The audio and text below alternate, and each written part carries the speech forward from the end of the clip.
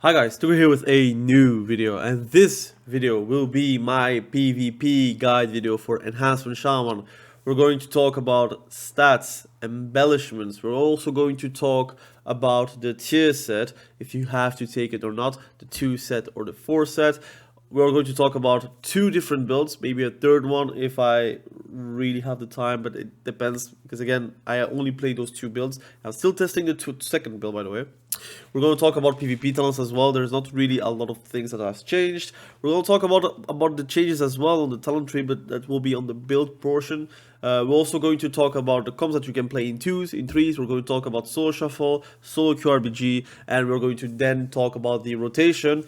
Rotation-wise, I'm going to say it's difficult to have a set rotation for Enhancement Shaman because everything is tied to procs. So again, you have to be always thinking whenever you're playing. You're not really going into motions. You're pretty much trying to hit what is lighting up on your screen. But anyways, let's talk about the one of the most fun specs out there, and it is Enhancement Shaman. Enhancement Shaman, very strong, very RNG. There is also a lot of good off heals. Again, the off heals will never be a problem for Enhancement Shaman, contrary to a Retribution Paladin, but you cannot really defend yourself versus a stun. You have to pretty much pre-mitigate before you are actually getting stunned. You're trying to heal your allies, yourself. You have to hex also as well, but we're going to talk about it on the portion for the rotation. But just in general, you have many ways to win your matchups. And I want to talk about the stats because I think there is a huge discussion among the Enhancement Shaman community where do you want to go full haste or do you want to go full mastery or a combination of those two? And in my opinion, I think you could play with a combination of those two. I think 21% is a sweet spot for haste. If you can have 31%, it will feel very, very strong as well. But you will lose a lot of the damage of your lightning bolt or your nature spells or your, like for example, if you're playing elemental blast, you also lose some damage on that. But what I'm doing right now is in combination of haste and mastery. I do ruin myself because I want to play Elemental Shaman as well. So Elemental Shaman, you don't really want to play mastery. So I will have to gear up a second set for my Shaman. But in general, these are the stats that the stats that I'm playing. So I have like 3k haste, like in PvE. If I'm going in PvP, I will have like around 24% haste. I should be playing with 21, but right now I have 24, and I have like I think around 42% mastery. Or something like that, maybe a bit less, maybe a bit more, and I have 37% versatility in PvP combat. We're going to talk about really quickly the enchants. It's very basic. Agi stamina on legs. You want the belt enchant, but I'm poor. I'm not going to spend it on a honor gear piece. Haste on both rings because I wanted to have 21%, but then I overshot it a bit. I have mastery haste on both, on all the gems. Again, we are like overcapping verse, so you don't really want to have verse gems on your pieces. We have verse mastery cloak, we have verse mastery chest, but again we're going to talk about the tier set really quickly if we are going to go for it or not. Speed on bracers, speed on cloak, everything is very basic. Sophic devotion on both pieces. You could also play with badge if you want to. I do like alacrity because again, if I'm playing Elemental Shaman, alacrity is the more useful one because I'm always pumping, and the same for Enhancement Shaman. I'm going to try to always pump with RNG, and if I have good RNG and procs at the same time, it does some wonders. So what is actually the tier set? Let's talk about the tier set really quickly. Tier set gives us a 2-piece and a 4-piece. Primordial Wave summons a lightning feral spirit that increases your nature damage dealt by 20% for 15 seconds. So it means that you have to play with Primordial Wave if you want to have value on this tier set. Blizzard has said that they wanted to make specific tier sets for specific talents so you can actually play around a specific playstyle for that season. And every season it changes. For example, the previous season we were playing around Sundering, and the season before that we played around pretty much just haste and storm strikes. So the 4 set is not really my favorite. Summoning a Feral Spirit reduces the cooldown of Probable Wave by 7 seconds. I think in PvP is 3.5 seconds, but I have to test it. And I think the nature damage dealt in PvP is also 10% instead of 20%. If it stays at 20%, that's good. But overall, it does push you into the Primordial Wave mindset. What you can actually have with the 4 set is you can actually do a double Primordial Wave. So you're going to do a Primordial Wave. You have your Flame Shock on the enemy. It is a buff that stays for, I think 15 seconds, or is it a bit less? It is a buff of 15 seconds, and it goes on CD. So it means at 30 seconds you don't have the buff anymore. And if you're like doing a Feral Spirit, you're going to get another Feral Spirit with you. So it means 7 times 2, it becomes 14 seconds. So basically you can actually do Primordial Waves around 15 seconds. I don't know if the first Ghost Wolf that comes out from the 2 set, if it reduces the Primordial Wave. I have to test it as well. But overall, your Primordial Wave has a big uptime. And that can create some insane pressure as well. Do you want to go for 4 set? Personally, I will go for 4 set because I do play Elemental Shaman. I will also play Restoration Shaman, and those 4 sets are insane. I do feel like this 4 set kind of push you towards Primordial Wave, which with the first build and the second build, I will be playing with Primordial Wave, but it is not really going to do as much as you think it will do. I think personally, I am kind of underestimating it.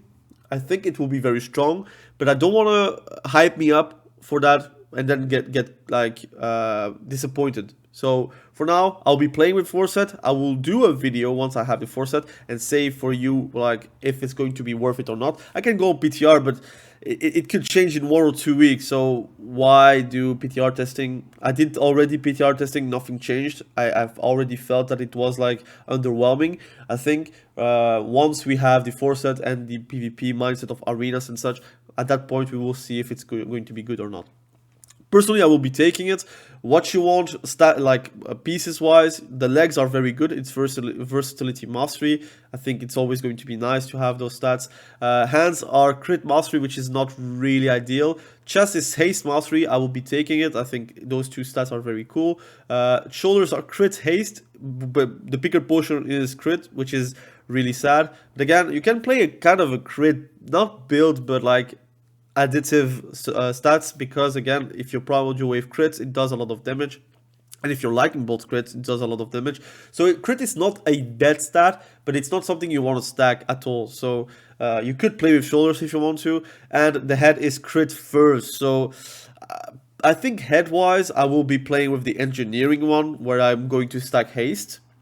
That's what I'm going to do, and then I'm going to take the 4 other pieces: crit haste on shoulders and a crit mastery on hands. It's not ideal, but it is what it is. Chest is going to give us a lot of haste, a lot of mastery, and legs as well, verse and mastery. At the end of the day, we already have a lot of versatility anyways, so you don't want to overstack it as well, but you still want to have your DRs for haste and mastery. So you'll have to see if you can actually reach that with your rings, your neck and such.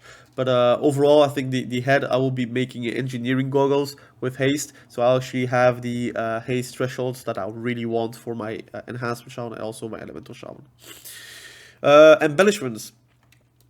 Previous seasons, I actually played with precog. Precog is actually very good because you actually want to cast Hex and people want to kick you. So what you can do is actually fake cast your Hex. You get uncc'able, and being uncc'able as an Enhancement Shaman is actually very strong because those are the moments where you die.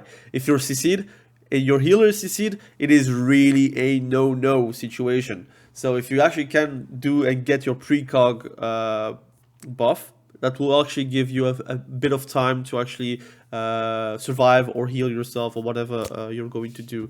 Again, Hex is a big portion of your kit. You can play with a focus Hex macro. I will show with the macros, but you have a focus Hex macro, which is very strong. Again, I highly recommend to do that because anyways, you're facing the target to kill, so you don't really want to change your target and get your Hex off. So play with the Hex macro. I do that with my Elemental Shaman, I do that with my Restoration Shaman. And yes, sometimes you want to interrupt someone with Hex, but it's a waste hex, let's be honest. But if you can actually interrupt the chaos bolt because of hex, that can maybe save you, but I would prefer it to do it on the healer, of course.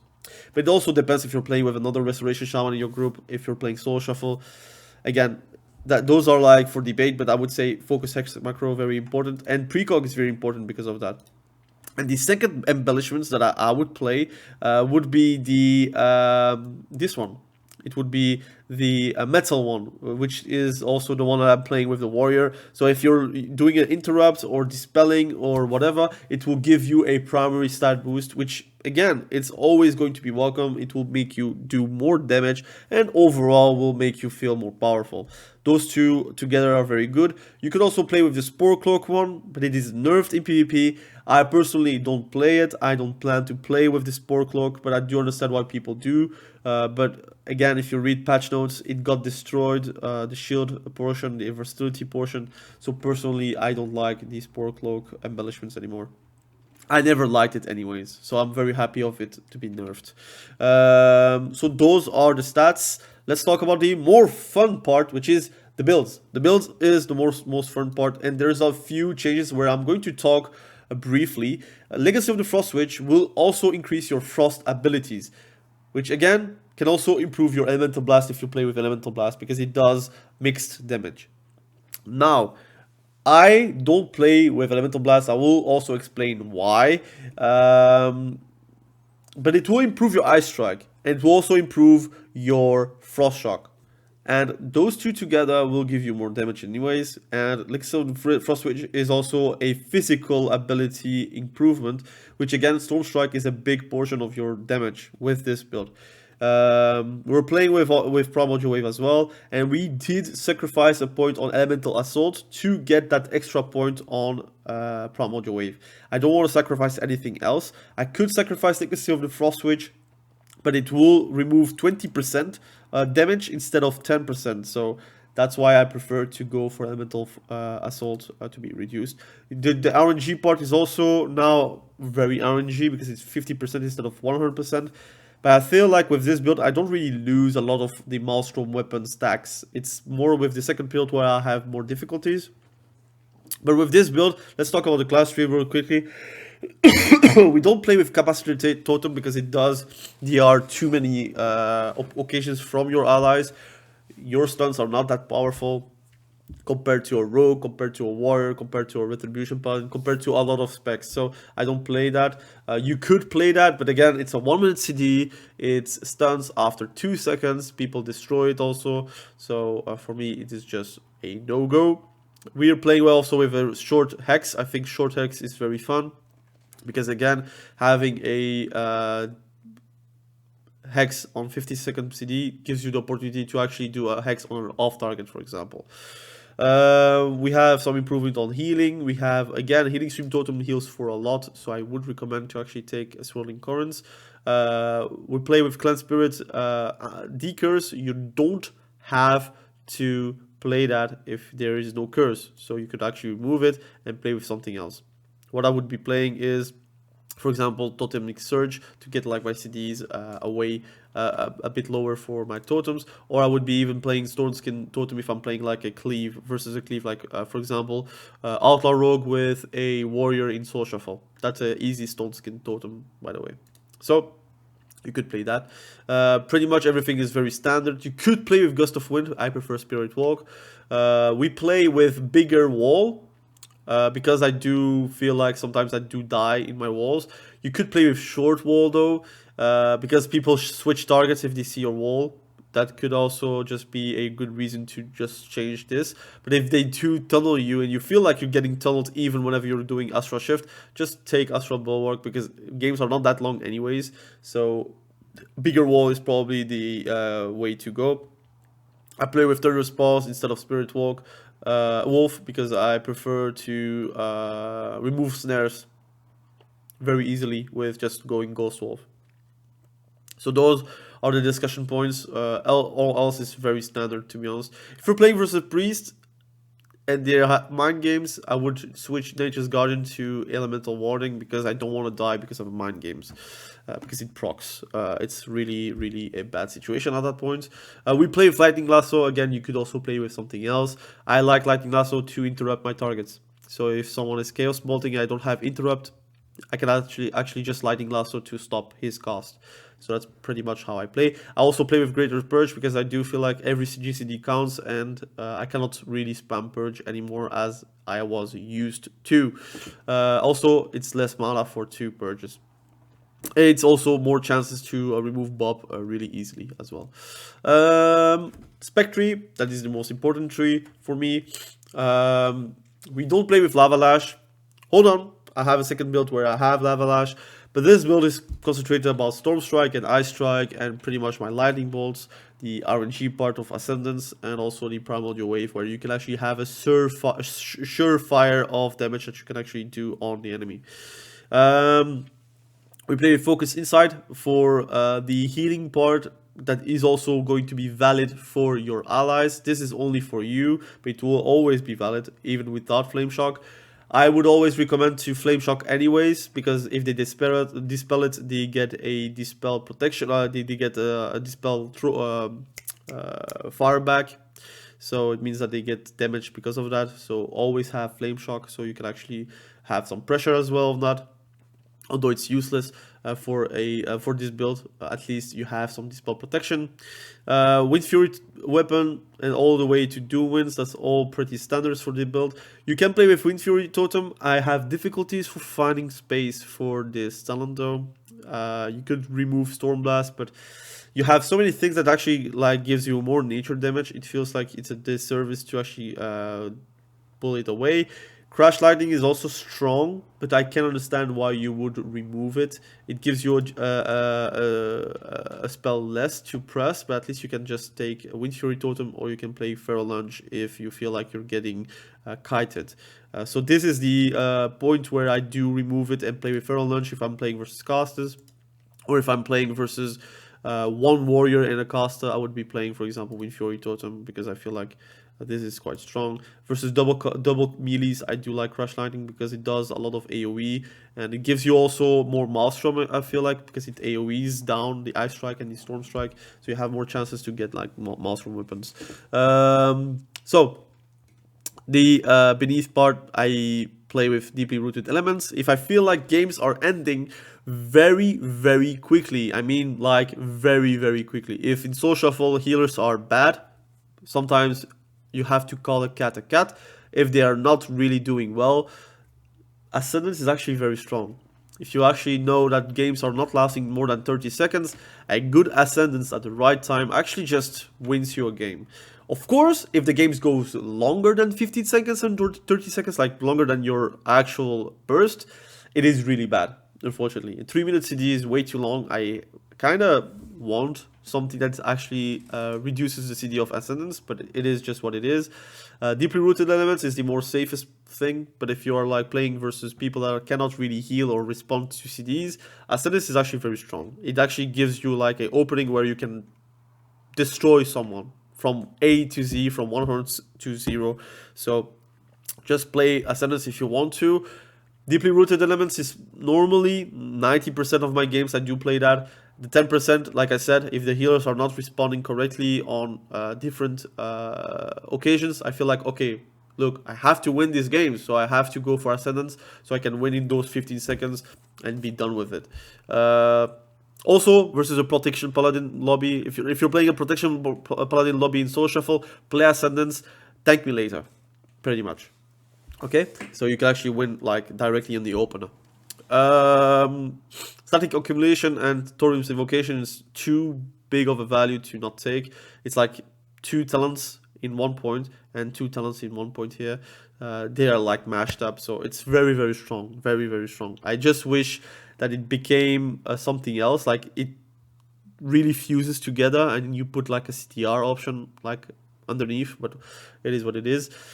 On left point, we have Primordial Wave, very strong, and I had to sacrifice Elemental Assault. I'm very, very sorry for that. I do like Storm Strike damage, but I need that Primordial Wave point because I do need the extra damage that it gives, but also the Lightning Bolt damage that it can give. And it also can do some big spread damage, and sometimes you need that. We also play with just 1 point of Witch Doctor's Ancestry. It is normally enough because you get a lot of like stacks because of this build. And in general, you want to spam Feral Spirit, but it is already going to be a 1 minute CD or a bit less than that. So especially if you're doing your Doomans, in general, it becomes a 45-second CD, and the next one will be a bit longer, but it's still good enough. We have Legacy of the Frost, which has been changed, which is a good thing for the Frost abilities to be more damaging. Now the big talking point, which is Tempest Strike. Is it worth it or not? Overall, I think it is worth it if you're spamming Lightning Bolts. If you're not spamming Lightning Bolt, play Elemental Blast because you're wasting your abilities, or at least you're wasting your right side. I would say if you're not playing with the right side, just go for Elemental Blast because that's the thing that you're going to spam. But generally speaking, everyone is playing with the right side anyways, so I feel like Tempest Strike has some options. Also gives you extra damage on Storm Strike, extra damage on Ice Strike. In general, it gives you like 10 to 15% more damage on your abilities that you're pressing. I'm going to give you an example, for example. So I'm going to Frost Shock once to get my PvP stats, and then I'm going to do 1 Storm Strike. Alright, so Storm Strike did 38.4k damage, and my Tempest Strike did 15.6k. So it adds up way more than I expected, actually. It's 40k plus, I would say 15k. I'm not going to go higher. So 15k, 40k. It's going to be a better option than Elemental Blast in the long run, because you're going to spam Storm Strikes and Ice Strikes way more than you would spam an Elemental Blast. Now, the burst part is way better for Elemental Blast, but you have your Lightning Bolts for that. Lightning Bolt does a lot of damage. Even without Maelstrom, it does actually some good damage. You're not going to spam it like this, but if you're like doing some good damage, for example, if I can get like 5 stacks, for example, 5 stacks, it does a crit 183k. Elemental Blast will do a bit of a similar damage, maybe a bit more, but Tempest Strike will be always active. It's something you're always going to press. It's safe damage that you're always going to have, and it's nature damage, so it's going to be modified because of your foreset. So overall, it's a great thing to have. So that is for my first build. My second build is the no Feral Spirit build, and the foreset will be good, but it will be a bit less useful because you cannot really reduce the CDs, but you still have a Feral Spirit going to come out for nature damage. This is a pure nature damage build with some fire damage with Lava Lash. I'm still experimenting it. I'm not thinking that it's very good, but I actually enjoy playing it. I think it's very fun. You do have some struggles with generating Maelstrom. That's the issue I have, the main issue I have. I'm going to try to generate some Maelstrom. But overall, you can do some pretty neat things here. It does some good damage, let's be honest. That is not the issue. The issue is probably the generating of Maelstrom, which is the main concern of this build. And overall, you see that I have some good damage. I just stopped. Of course, I did have a lucky Ascendance proc, but we have like some good Lightning Bolt damage, which is actually normal hits 125k. It's quite good. Elemental Blast 126k. That's what I'm saying. That really doesn't really matter if you're playing with Elemental Blast or not. Lightning Bolt is kind of the same damage, but it does give us a RNG buff. Wind Strike, Ice Strike, all those abilities, like for example, Frost Shock did a 123k, Lava Lash did 198k normal hit. So again, it does a lot of damage, but the issue is probably the Maelstrom generating effect. So I'm going to test way more in PvP, and I will say if it's going to be good or not. Personally, I like this build because of the special talent build that it is, because it is without Feral Spirit. But Feral Spirit is something that is a sure thing to get for Maelstrom weapon generating stacks. But Unfortunately, you cannot spend too many points. You could actually just remove this and go for Feral Spirit. You could do that. It's very difficult to, I would say, get a point in Witch Doctor's Ancestry, because you have to sacrifice something. Maybe you could sacrifice Storm's Wrath. You do lose a bit of the effect of a Stormbringer. You could actually do that, to be honest. And you put a 1 point in Witch Doctor's Ancestry, so you can actually have a lot of like fast Feral Spirits, like around 1 minute, maybe a bit more. But this build is quite fun. I like it. So if you want to test it out, I would say this build is probably better without Storm's Wrath. But I do like the mastery increase. So I don't know, but you can play with that and just play with how it is right now, and have a lot of success with it. It's way more interesting, I would say, to play with this build if you want to like test things out. In general, it does some good damage. I need to have my Feral Spirit on my bars. So for example, if you're bursting, that's a mini burst, I would say. But you have some how it's called, startup with this build. So I have Elemental Blast and I'm Primordial Waving. Then I'm going to try to build my stacks before I can use my Primordial Wave. I have 10 stacks now and can do a lot of damage. And that's it. Pretty much. Does a lot of damage. Again, sorry, I'm very sick. But overall, I think it's a fun build to play. I don't think it's very competitive, because I do think the Storm Strike build is still the best. But yeah, I mean, again, it's preference. You could also go for a full haste build, but I like a bit of mastery again for the damage, nature damage, but also just in general the mastery for having Stormbringer as well. It's interesting. It's interesting for the least. Let's talk about twos. Twos, I would say and recommend to play with either a Holy Priest, a Disc Priest, a Fistweaver. That's pretty much it. Maybe a Restoration Druid that plays Cat, but I would probably say that it's risky. It's also not fun for the Druid, in my opinion. You could play twos with a double DPS. I would recommend to play with a Retribution Paladin or a Shadow Priest. You could also play with a Warrior, but that is very Feast of Famine. You're going to either win in 1 minute or you're going to lose in 1 minute. But overall, you can have a lot of fun as a Enhancement Shaman in twos, but it's very, very bursty. There are things that are going to happen that is going to be a bit like sad. You're going to auto lose versus a DH, for example. A DH with a Resto Druid, impossible to win. Rogue Mage, you could win because it's bursty, but a rogue can just one-shot you. So it's going to be tough. I think just in general, every DH comp is going to steamroll you. I think every sub-rogue comp will steamroll you if you're playing double DPS. There are builds, there are like for example Hunter and a Druid and a Healer, for example, you could win, but you need RNG. You have to play Ascendance, for example, if you're playing with a Warrior, but you could play with a Retribution Paladin or a Shadow Priest and have a lot of fun. I even played double Enhancement Shaman previous season. That was somewhat fun. I don't think it's very competitive though, but again, twos is a more of a fun bracket if you want to like farm some Conquest or Honor. Threes, Turbo is probably the best thing you can play. You can also play with Shadow Priest. Shadow Priest Enhancement Shaman is also surprisingly good.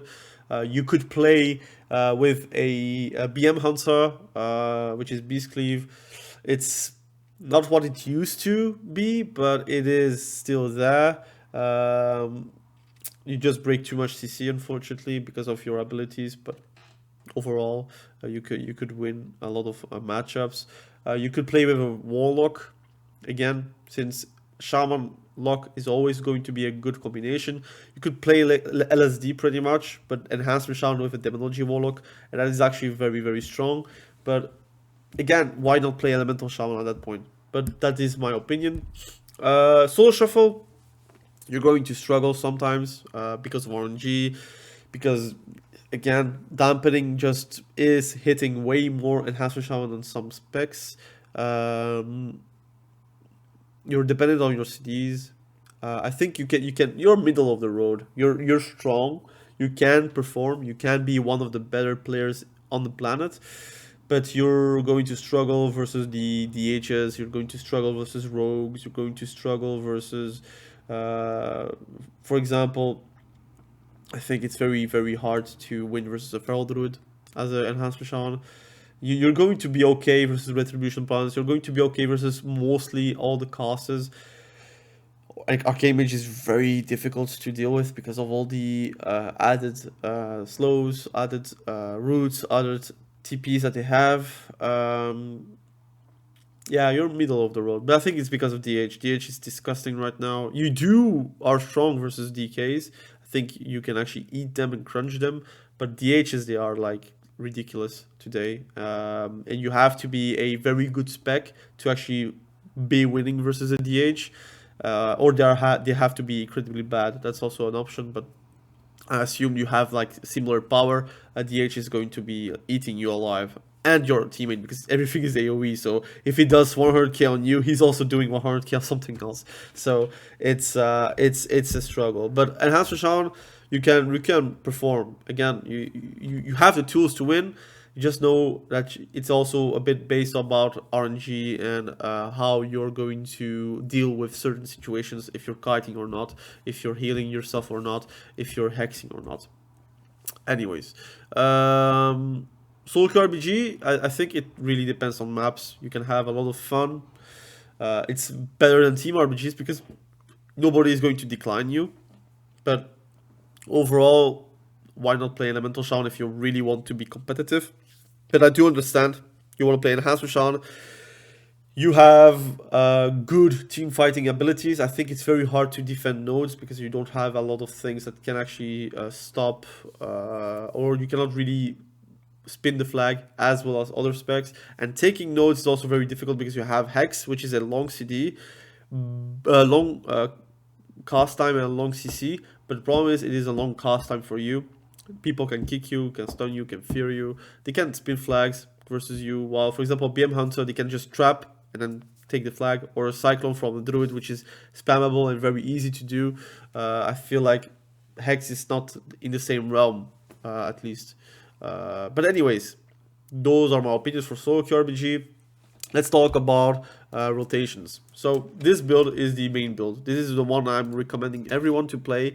This is the build where you're playing with like 23% haste, I would say go 21, and a bit more mastery, with 37 versatility. What you want, if you're staying like this with full build conquest, is to replace some pieces by bigger mastery or haste build, pieces. So you want to replace your rings into PvE ones, not PvE ones, but crafting ones that are like with PvPI levels. You want to replace your neck. Maybe like me, you're making NG helm, which is going to give you some big main stat, secondary stat I would say, but just only one. You could also have the same for your wrists, but overall try to have, ideally you want to have 30% versatility and go for other stats, because then you're going to have the better of both worlds. But the more versatility you have, the less other stats you will have, and that's not really what you want because you're getting the art pretty heavily on versatility. Again, 37% is not bad. It's actually it's not bad. It's actually good, but you have to understand I have 7.7k versatility. It's too much compared to haste. I only have like around 4k. It's too much. So that's why you want to actually diminish a bit and get other stats on haste or mastery, so you can actually have more of that value on other stats. You can actually also build some crit if you want, but it's not recommended. Anyways, if you want to burst, pretty much what you want to do, you're going to just start the match with Storm Strike and try to build your Maelstrom. What you want to do is pretty much try to cleave whatever you can. Of course, now I have Ascendance, but that's not a burst. Let's count Ascendance out because this is RNG. So you have 10 stacks. What you want to do is Doom Winds into your Bloodlust, and you're going to do Feral Spirit into Primordial Wave, into your big damage on your lightning bolt. And this is pretty much your burst. This portion is going to give you a lot of damage, it's going to give you a lot of uptime, it's going to give you a lot of pressure onto the enemy. And you see, if I stop right now, I have critted for a lot on lightning bolt. Lightning bolt is really a big portion of my damage. I have chain lightning because of the PvP talent that I'm going to show afterwards. We have wind fury attacks, we have storm strike doing a lot of damage as well. Again, it's not really showing, but it does some good damage. Frost shock as well, doing some good damage. Tempest strike, 5% of my damage, which is acceptable for a passive. We have flame shock, we have ice strike. Ascendance we don't count because that's luck. Sundering, which is 100k, and everything else like storm blast. It adds up on the damage on storm strike. Wind fury attacks also quite nice as well. So overall, you can do some good damage just because of one storm strike. If I'm doing just one storm strike with, let's say I have bloodlust up and do one storm strike, it does a lot of damage. Like now I'm just doing a storm strike and ice strikes. It does some good damage by themselves, right? If I stop right now, I have storm strike, I did 3 casts, 118k, but you have to not forget Tempest strike, you don't have to forget storm blast, and all this actually adds up onto the damage of storm strike. Again, it's a bit underwhelming because they want you to spam storm strike and it doesn't do the amount of damage of more strike, for example, if you're playing arms. But yeah, I mean, Enhancement Shaman kind of needs a rework, but I already discussed about it. I think storm strike, I think a two-hander should be an option for Enhancement Shaman, but I think they're never going to do that because they don't want to have competition on two-handers. But you don't really have agi two-handers except for Survivor Hunter and Feral Druid, so why not have Enhancement Shaman? But that's my opinion. Also monks, but whatever. Anyways, those are my opinions. This is my build. Let's talk about PvP talents really quickly. Ride the lightning, always take it. It's fun. It does a lot of damage on this build. Burrow is my talent that I will always switch with grounding totem depending on situations. Does some good physical damage as well. And grounding totem always going to be useful.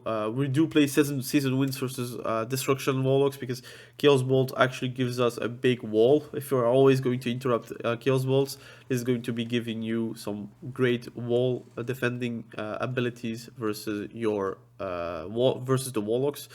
Sky Fury Totem, I don't play it as an Enhancement Shaman. Alicia Shield, we don't have space for that, unfortunately. Static Field Totem, I don't play it that much as an Enhancement Shaman. I play it way more on Elemental Shaman, but that is also an option for you. If you want to like change lightning, you can play with Static Field Totem, but you will have to play with Totem Projection. We don't play with Stormweaver, unfortunately. The benefits doesn't outweigh the negatives. Traveling Storms, it is okay, but I'm not playing that except if I'm playing Eye of the Storm. Does a lot of pushback because of that. And overall, those are the PvP talents that I'm playing. Shamanism is very strong. It's a mini PI, pretty much. Do it on your ally and he will thank you later. So those are the PvP talents. Macros really quickly. There are many macros that you can have. You can have a healing surge, lightning bolt, help harm macro. I don't use it on this character. I do use it on my resto shaman, but you could do that. But I like to have healing surge on a separate keybind. We have off heal, so you target is party 1. Healing surge, for example, or you can also do party 2. We have a focus wind share macro, very strong. You also have like a hero that should be use 14 to be honest, macro, but I'm not using it anymore because what I do is I use it on Doomwinds. So what I do is I use Doomwinds with heroism together and it does a lot of damage. And you could also do a party 1, party 2 and you would get like a lot of benefits from it. And that's overall what I discussed about Enhancement Shaman. If you have questions, you can always comment below. We'll try to answer the questions anytime I have like time. I will have timestamps. I will also have the builds in the comments so you can actually copy it. Again, this build is the better one. The second build is the experimental one. So if you want to check that out, you can always check that out and try in BGs or in arenas. So thank you for watching. Have a good day. Be sure to stay safe. We will catch you probably very soon in the next video. Have a great day. Bye.